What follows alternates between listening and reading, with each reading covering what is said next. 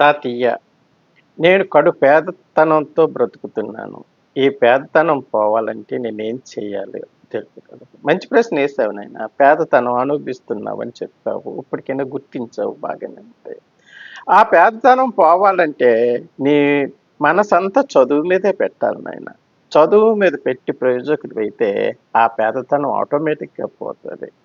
అందరిలాగే నువ్వు కూడా చక్కగా ఆర్థికంగా బాగుపడి ఉంటావు. చదువుని బాగా నమ్ముకో నాయన. అశ్రద్ధ చేయకు. పనికిమాలిన పనులు, పనికిమాలిన వేషాలు వేయకు. చక్కగా చదువు మీద దృష్టి పెట్టి కష్టపడి చదివితే నీ కష్టాలన్నీ పోయే రోజు ముందు ముందు తప్పకుండా వస్తది. నాయనా చదువుని నమ్ముకుంటే తప్పకుండా నీకు కష్టాలు పోయి సుఖాల్లోనే తేలాడుతావు. నా మాట విను. బాగా చదువుకో. చదువుని అశ్రద్ధ చేయకు. పనికిమాలిన ఫ్రెండ్స్‌తో తిరగకు. మంచిగా చదువుకుంటే నీ కష్టాలు తీరిపోతాయి. ఉంటాను.